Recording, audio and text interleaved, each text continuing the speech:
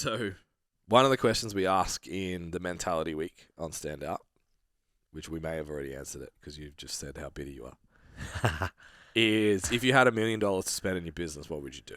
Yeah. Well, you know what I do. I'll buy a GT3 RS. And keep doing exactly what we're doing. Yeah. We will have 5 Porsches, and Well, that a is it. GT3 RS would be like 500k, so then I would have 500k. Yeah. So I could still open a gym. So I get an orange GT3 RS, Yep. and then I would park that out the front of my new gym. That would take care of STC Learn because you could stand in front of it. Yeah. And you could be a real business Absolutely. coach. I could just pretend that I'm So you need a successful. suit as well. Yeah. But I actually have a business, so it would work. Yeah. It would work. Oh, it would. Yeah, because I have a business and I'm selling Right. coaching. Yeah. So it's all right. So you get a tailored suit, but don't wear the shirt because we want to see some cleavage. Hey, your boy doesn't show a lot of skin, you know that. It's against the rules. You know the rules, boys. Shoulders only. But I would buy a gym, and I would have the biggest fucking marketing budget ever. Yeah. Yeah, because $1 million is a lot. It's a lot. Yeah, but I pick a good location too. So if you had your choice of anything facility-wise, Yeah, assuming obviously you're still got to make money because $1 million isn't it's not going to go it's far. not fixing your life. Yeah, it's not going to go Especially if you're far buying opening a Porsche business. with half of it. Even $1 million opening a business, like if you were like open the business you want, like that's not going to go far. Yeah, agreed. Yeah, So balancing that, yeah. what would you open? I Do would you have members? Is it boutique, studio? Is it closed? I would open a small, members-only hybrid gym, hybrid membership, hybrid PT studio. Yep. And it would have the best equipment you can think of. Have the STC branded equipment. Yeah, Yep. yeah. It would have hand-picked machinery. Hand built. Yeah, maybe. And then I would have office spaces or office spaces in there that are things that how far are we going here? Because I've got I don't want to disclose my whole business plan, world domination. I would have other vendors in there that I know the members of the gym already purchase and already need. So it's not just like, a chiropractor or a masseuse or whatever. Yeah. Like it would have probably most likely some form of like beauty. Yeah, we're talking to a hairdresser barber. Yeah, for one of our gyms. even I would do the whole lip injection type shit, like all of it, because it's like you just look at what do they have, what do they spend, what do they want. Yeah. So I'd probably have all of that in the one spot. Yeah. Yep. So that's where then it starts to get eaten up pretty quickly, your budget. Yeah. Because it's like you need a big site because you need office space and all of that. But yeah, I think I've spoken to a lot of people, and there is a market for a very clean, very specifically targeted gym for people who work out, who value, their environment and all that. And I've spoken budget-wise, they're willing to pay up to $50 a week just for a membership. Yeah. Yeah, 100%. Yeah. I would. Yeah, absolutely. Me too. It's funny, I was just thinking it's the Good Life gym floor. You only train with Jason if you're serious. Yeah. It's like you only go to the gym if you're serious. Like that's what I want. Yeah. Yeah, I like that's that. what I would That's do. cool. Yeah, because I think with $1 million, you have the marketing budget to kind of be like, hey, this is what you get when you get here. Yeah. Yeah. And then the other thing too is that maybe people don't think about is for us, that would exponentially benefit the rest of our business. It makes online better. It makes our coaching development programs better. It makes workshops, all of that better. Yeah, absolutely. It would have a classroom. It would have a podcast studio. Yeah. Either together or separate. So I think a lot of PTs that are itchy about the facility they're working in is they just do PT. And it's well, where's the secondary benefit that you can count down the line? Yeah. Because if that facility washes its own face, was it feeding? It's a win. Yeah, and then it's what are you getting feeding every other aspect of your business? Yeah. You say you got a couple of coaches in there, so cool, but we've already got that system. Yeah. The mentorship model's already there. You're plugging in, you become an STC coach straight away, done. Yeah. So, I think looking to have other, like you sort of mentioned, the lip injection, the tan, the barber, the whatever, the other stuff, and the allied health. Mm.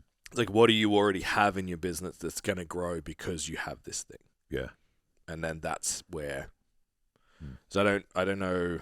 I'd be curious to know how many gyms that aren't cleaning money are making big profits. Yeah. Yeah. Like, what percentage of them are making real good money? Yeah. I think the operator would be the owner to make. Yeah. Because then they're not paying, like they're getting paid a wage and the business is like, they're taking like profit. What do you reckon? I reckon the average though is still only like 100K. I don't know. Couldn't tell you. Yeah. I think I think big ones would be making. Big ones. But in the scale we're talking, owner operator doing everything. Yeah, maybe 1 to 200. So it's not life-changing money. Yeah. So it's interesting. That's why I think but then it's like, what does that one business give you though? Yeah, leverage. Correct. Yeah. And then you see it all the time. It's like one business pops up, and then another location pops up, and then they totally left the field into another industry. Another business pops up because just that business gives you leverage once it starts turning money over. Yeah, I think you can use that to get another one, get another one, get another one, providing that they all run. Yeah, well. Yeah. So that's another thing that excites me. Yeah. Yeah. I guess just like while I'm going down that pathway, like we've had a couple of our guys like go and start podcasts and all that kind of stuff. And then they get a little bit in and it's like it's not working or whatever. It's not working in terms of generating sales. What are the skill sets you're learning? We've done so much stuff that didn't necessarily create huge revenue, but has put us in positions that we've been able to capitalize on other things. Yeah. Just from lessons learned. Like running Cert 3-4 for so long. Yeah. It's like we know how education works now. So if we had a facility, it's like, cool, we've got a campus. Done. Yeah. Just stuff that other people aren't willing or able. Yeah, or just don't know. Yeah, to do. Yeah. So I think looking for opportunities to learn more skills all the time is really important. Yeah. So I was talking to Jess about another project that we've got going on. I'm like, yeah, cool. So that should start kind of generating this. And she's like, oh, fuck, yeah. Like, I forgot I even get paid for that. It was just like, she's like, I'm literally just here to learn.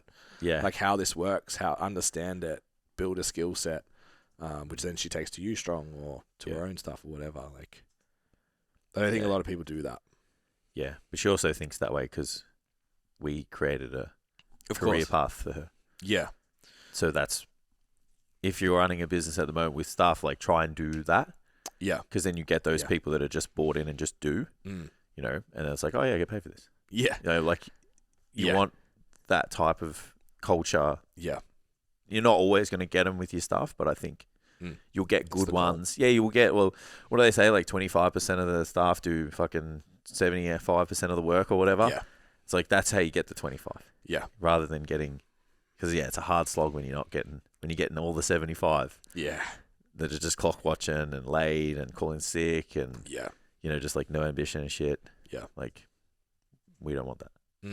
But we don't dissolve the ownership of like, they're just out there. We want to attract the right person. And even if you got those ones that are on the fence, like, we're open to trying to create them. Yeah. Yeah. Because sometimes they just haven't been around the right people. Correct. We've seen some people make some huge changes. Yeah. Just being around the right people in the right environment. Yeah. So someone's out there listening and we've just ruined their dreams of starting a personal training studio. Yeah. And they're like, fuck, I need to go expand my business. Yeah. So if someone's just coaching right now, and I say just coaching. As in it's the only thing you're That's the offering only right thing now. you do. It's not that is bad or anything. Yeah. You can, Jason and I did an episode on it, how it was just like, cool, you can go make $3-4 a week coaching people. Yeah, and do that for ages. And it's just like endless. Yeah, could have still been doing it right now. Yeah. Easily. But we chose not to. Probably took a pay cut to not to. Yeah, absolutely. And I feel like we're on the precipice now of moving into a stage where we're like, okay, now we're capitalizing on the last 3 years of not doing that. Taking a few steps back to take it leaps and bounds forward in the future. We'll also credit lifestyle as well. Oh, yeah. Like, not getting up to go to the gym at 6 a.m. I'm kind of like, on par now, income-wise. Yeah. And lifestyle's much nicer. Yeah, definitely. Yeah. Don't want to brag, but yeah, it's good now. Yeah. So, what options would you say are available? Yeah. To people to start to grow their knowledge, in business, in personal development, in skill sets that'll benefit them long term. Yeah, you probably need to find some people that like have what you want. Yeah, like you might have to pay for it. You might be able to hang out with some people, but yeah, it's like pretty valuable to get amongst some people who have what you want. Like I feel like that's a great idea. Yeah. So that's what I would say to start with. Obviously, if you don't know much about business in general, then you need to learn business, and that can be, hiring a business coach who has a business outside of business coaching. That would be a good place to start. And then, just learning online, reading books, those types of things. There's definitely places to go where you can get, kind of a surface level understanding of stuff. Yeah. In terms of like taking action inside the business. So I look at like our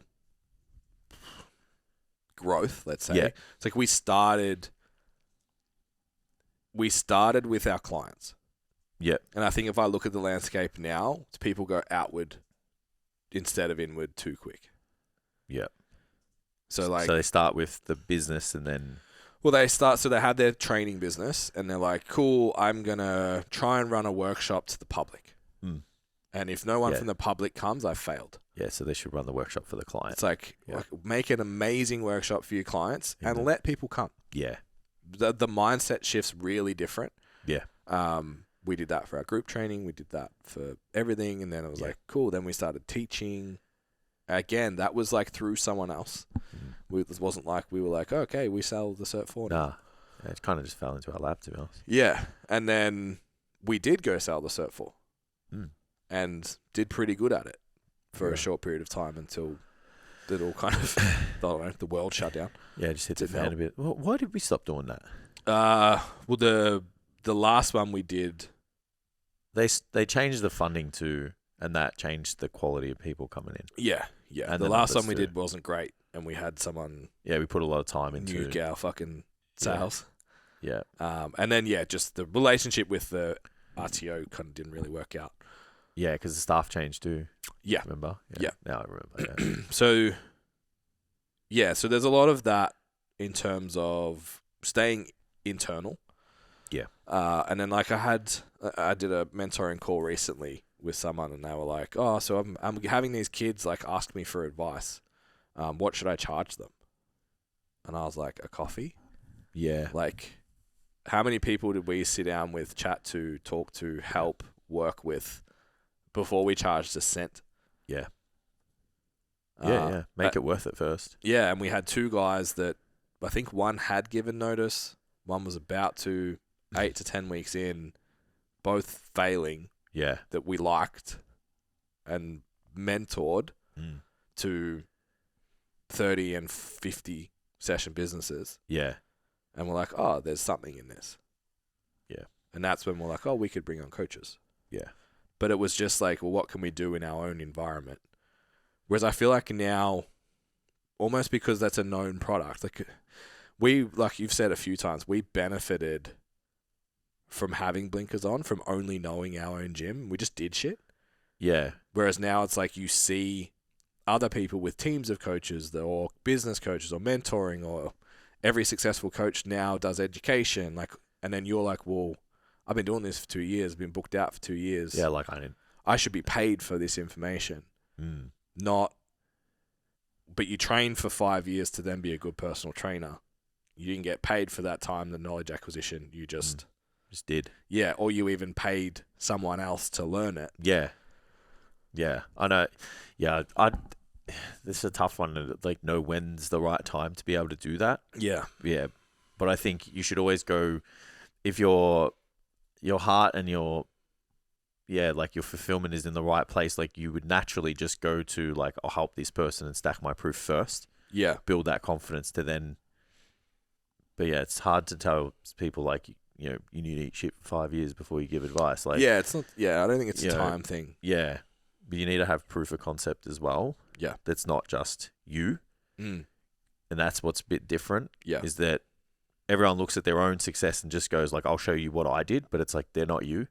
Correct. And they're not. Their business isn't your business. Yeah. So if you want to be able to, if you're in a position where people are asking questions and like you're like, "Oh, what should I charge?" Like, maybe try and get proof of concept with other people first. Yeah. Be it, just consulting over training, be it just, giving bits of advice on business, and then be like, oh, okay, so I got the result with someone else. So then communication's effective. What I gave them was digestible, impactful, those types of things. And then you're like, all right, now, because I've got that proof, I can be like, this is what my time is worth or whatever. Yeah. Yeah, with too many people do the opposite. And it's funny, like when you train people, like you train them for free for a little bit at the start. Yeah. But then, that doesn't carry over always to other things in the same industry. Yeah. Yeah, and then even like... And you only do that until you have the stack of proof, and then you're just like, it's this. Correct. Like how many times have we trained people for free? Yeah. Yeah, now, but we're willing to. Yeah. But like how many do we now? Where like before it was like lots for free. Yeah. Like heaps, Yeah.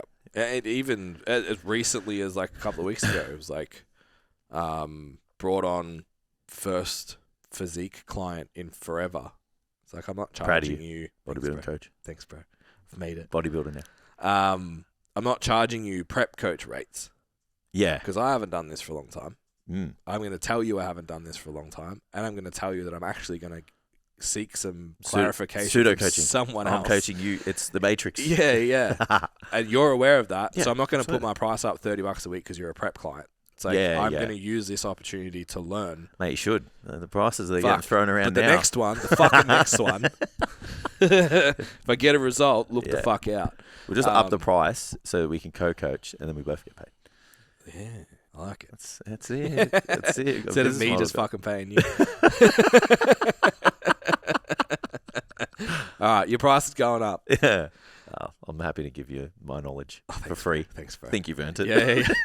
There's a benefit the brand, right? Yeah. We're like, hey, man, I got to pick this person for this comp, bro. Help me out. Come full circle. Can you write a powerlift program for me? Yeah. And even little stuff like that, like we've talked about in the past, just like expecting to be paid to go to the powerlifting meet.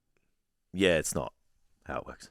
Being paid to go to the bodybuilding comp. Yeah, it'd be nice to get paid to fly in and get accommodation and 2 days of work and stuff. Yeah, for the athlete that doesn't get paid to do the thing that they're doing. But you do that because you want to.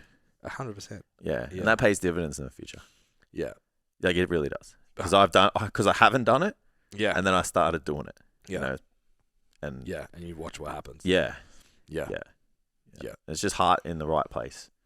Yeah. You make it work. Yeah, for sure. So I think having a look at what opportunities you have on the table right now. Yeah. And the other thing that comes with charging stuff is like so much friction to actually doing it. So if you want to start helping other PTs and that's something that you like to do, right? Yeah. Deciding I'm going to be a business coach and advertising it and all of that. It's like there's so much friction to starting that. Hopefully you have some kind of fucking content to deliver. It's not just like up your prices. Sit down and be like, yeah, up your prices and it'll work out. Just believe in yourself. Like, fuck off. Fuck, I've been replaced. Hopefully you've got some strategies and you're actually going to sit down and write a program. Yeah. And there's something that you're going to be able to deliver to people and not just like be like, oh, well, I did this, well, I did this, well, I did this the whole time. In a Q&A kind of setting. Start with the Q&A that's not charged. Pass on some value. You're getting value out of that conversation because you're acquiring knowledge on the person, what other people are going through, what problems they have that maybe you didn't, and starting to understand more about what's going on.